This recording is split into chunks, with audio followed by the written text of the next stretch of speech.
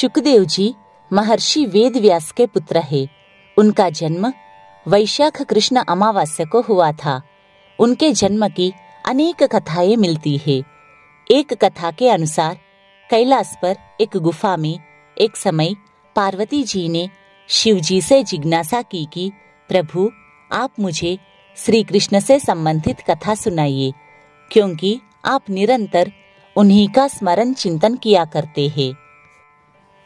तब भगवान शिव ने कहा, यह बड़ी गोपनीय बात है, देख लो, कोई दूसरा तो नहीं है। पार्वती जी ने आसपास देखकर कह दिया कि हाँ, यहाँ पर कोई दूसरा नहीं है, परंतु वहाँ एक तोते का एक सड़ा अंडा पड़ा हुआ था, जिसे पार्वती जी ने अनदेखा कर दिया। भगवान शिव ने कथा सुनाने से पूर्व पार्वती जी से कहा कि मैं जब कथा सुनाऊं तो तुम हुंकारा भरती जाना।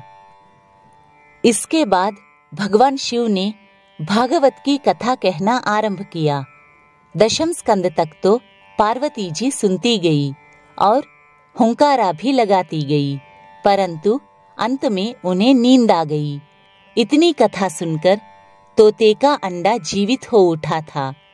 पार्वती जी को निद्रावस्था में देखकर उसने हुंकार भरनी शुरू कर दी और उसने पूरी कथा सुनी।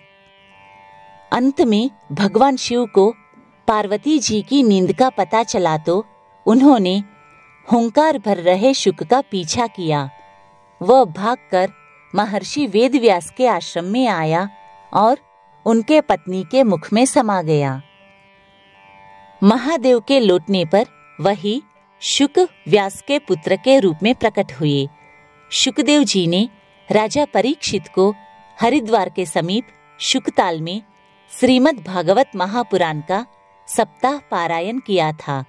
उसके बाद से ही श्रीमद् भागवत सप्ताह पारायण की परंपरा चली है। शुकदेव जी की जयंती पर उनका पूजन आदि किया जाता है, व्रत रखा जाता है तथा जन्मोत्सव मनाया जाता है। इस दिन भागवत की कथा कहने और सुनने का महत्व है।